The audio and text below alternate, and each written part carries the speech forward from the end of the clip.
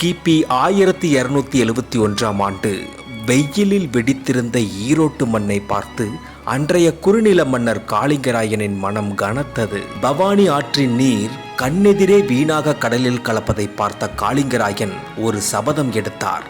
என் மண்ணின் தாகம் தீர்க்காமல் நான் மரிக்க மாட்டேன்.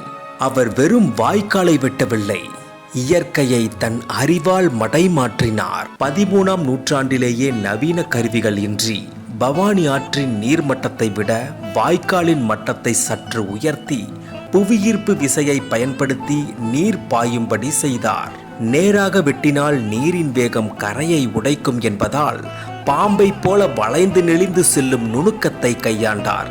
இதனால் கரைகள் பல நூற்றாண்டுகள் கடந்தும் உடையாமல் உறுதியாக இருக்கின்றன. 12 ஆண்டுகால உழைப்பிற்கு பிறகு 56 மைல் தூரம் கடந்து நீர் ஓடி வந்தது. ஆனால் காளிங்கராயன் அந்த நீரை தொடவில்லை. நான் வெட்டிய வாய்க்காலில் என் குதிரை கூட கால் நனைக்க கூடாது, என் சந்ததியினர் இதனால் ஒரு பலனும் அடையக்கூடாது என்று கூறி அந்த பசுமையான பூமியை விட்டு வெளியேறி மொட்டையடித்து கொண்டு துறவியாக சென்றார். படைத்தவன் அனுபவிக்காத பயனை பல்லாயிரம் தலைமுறைகள் இன்று அறுவடை செய்து கொண்டிருக்கின்றன. ஈரோட்டின் தந்தை காளிங்கராயன் புகழ் என்றும் நிலைத்திருக்கும்.